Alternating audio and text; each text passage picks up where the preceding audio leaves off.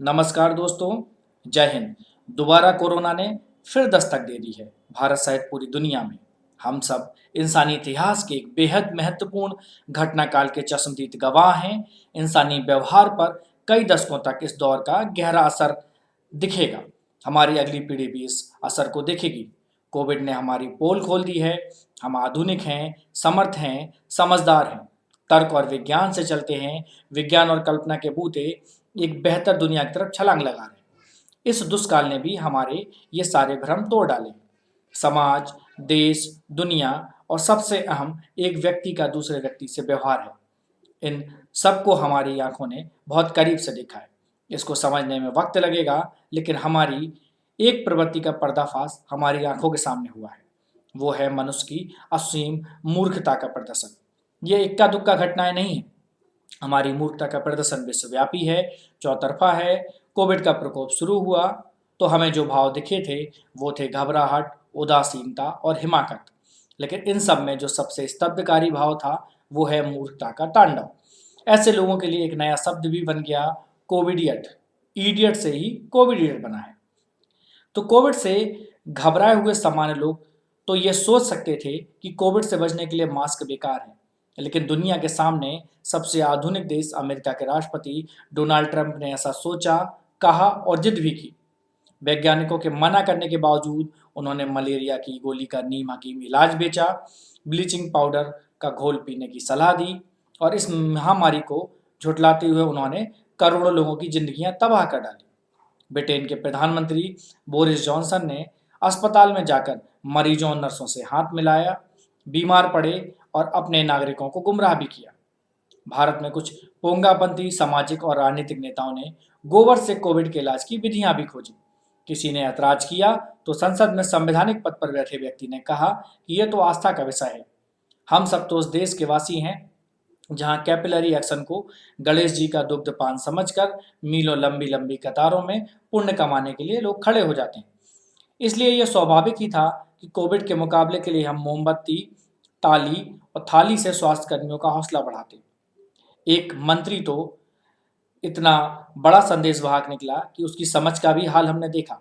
उसने गो कोरोना गो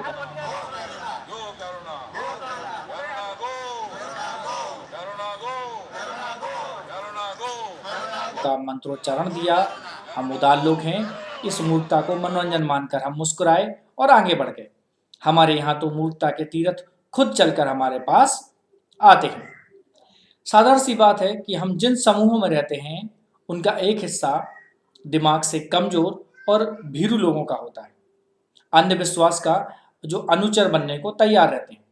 तर्क से दूर वो किसी भी आज्ञा का पालन करने को तत्पर रहता है।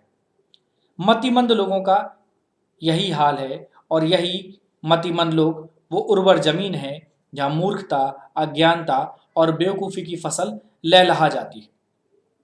कोविड के पहले भी पूरी दुनिया ने एक और बीमारी को स्वीकार कर लिया था।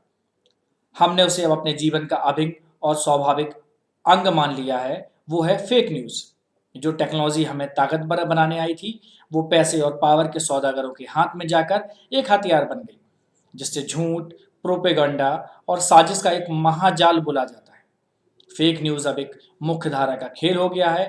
कोविड खुद अगर किसी एक महामारी का शिकार हुआ है तो वो है खुद फेक न्यूज़। और इसके प्रकोप ने इसके शिकार को पता भी नहीं चलता कि उसकी बुद्धिमत्ता, कॉमन सेंस कुंद हो जाती है। हमारी स्टुपिडी का ये जीता जागता वैश्विक उदाहरण हर पल हमारे सामने खड़ा है। आप उन लोगों की मूर्खता को भी मापिए जो रोजाना धर्म भाव से अपने व्हाट्सएप से झूठे समाचार और सूचनाएं आगे बढ़ाते जाते हैं। स्टुपिडिटी का एक हाल यह भी है कि जो होता है उसे पता नहीं होता कि वो स्टूपिड है। पूरे मानव समाज की मूर्खता का एक और सबूत है जलवायु परिवर्तन, जिसे हम लोग क्लाइमेट चेंज कहते हैं। आर्थिक और राजनीतिक ताकतों ने मिलकर सदियों से हमारे परिवेश में जहर घोला है। अब दुनिया इतने बड़े संकट से घिरी है।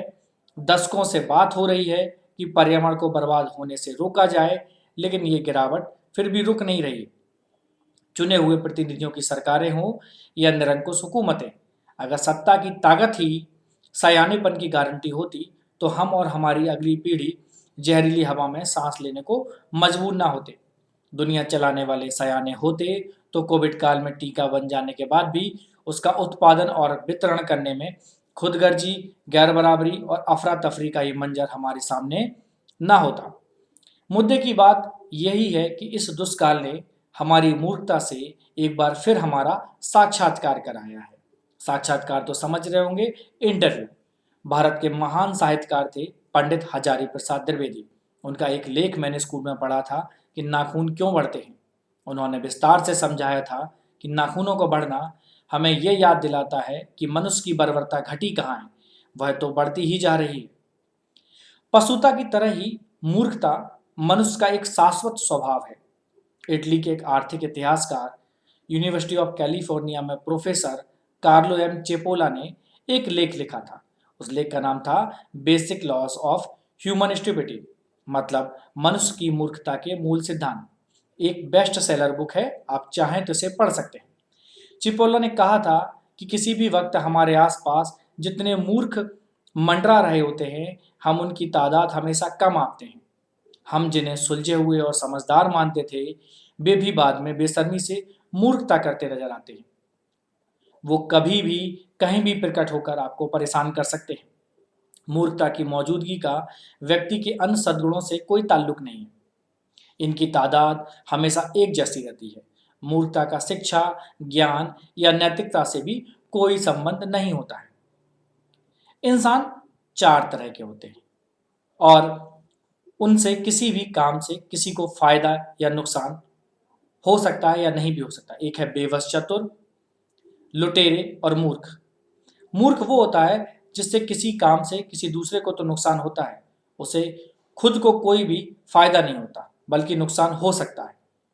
और जो लोग गैर मूर्खों वाली बाकी तीन श्रेणियों में आते हैं, वो हमेशा ये भूल जाते हैं कि अगर किसी मूर्ख से पाला पड़ा तो हर हाल में ये गलती उन पर ही भारी पड़ेगी। मूर्ख व्यक्ति सबसे खतरनाक किस्म का प्राणी होता है, क्योंकि बाकी लोगों का गलत व्यवहार भी तर्क सम्मत होता, लेकिन मूर्खों के कुतर्क से निकले व्यवहार की आप कल्पना भी नहीं कर सकते कि वो कब क्या कर देंगे। तो मूर्खता पर अनेक महावैज्ञानिकों, आर्थिक, राजनीतिक, सामाजिक विश्लेषकों ने काफी शोध किया है और इन विद्वानों के बीच अब बहस नए मुकाम पर है कि चुनावी लोकतंत्र समझदारी की गारंटी नहीं देता, बल्कि मूर्खता ज्यादातर मामलों में डिफॉल्ट सेटिंग है। इसकी कार्ड के लिए रैंडम क्रम या रैंडम चयन होना चाहिए। इसके जरिए नागरिक परिषदें चुनी जाएं जो आबादी का हूबहू प्रतिनिधित्व करें और चुने हुए प्रतिनिधियों पर नजर रखें, सलाह दें और लगाम भी लगाएं। कोविड काल का एक बरस से ज़्यादा हो चुका है और इस हफ्ते अप्रैल फूल भी मनाया गया, यानी मूर्ख दिवस। होली भी मनाई जा चुकी है। अब आत्म अवलोकन का वक्त है। भारत ने लोक जीवन में मूर्खता की मौजूदगी को कभी नकारा नहीं है। उदार परंपरा में हमने उन्हें वैशाख नंदन और उलूक नंदन कहा है। आधुनिक खड़ी बोली में इस प्रवृत्ति के लिए जो शब्द चुना गया है वह असंगति होते हुए भी राष्ट्रीय लोक संवाद में अत्यंत लोकप्रिय शब्द है। पशुता की तरह ही मूर्खता हमारे सामाजिक अस्तित्व में व्याप्त है। नाखून भी बढ़ेंगे, मूर्खता भी रहेगी, वह प्राकृतिक है। इससे बचना मनुष्य के लिए एक इच्छा, एक चॉइस और एक विकल्प है। ये हमारी इच्छा शक्ति पर निर्भर है कि हम इस विकल्प को चुनें और मूर्खता को अनमास्क करें। इस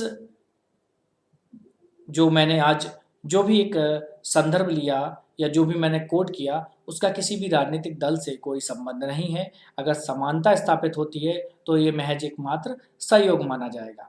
तो उसके लिए मैं क्षमा प्रार्थी हूँ अगर किसी की भावनाओं को ठेस पहुँचती है। नमस्कार, जय हिंद, भारत माता की जय।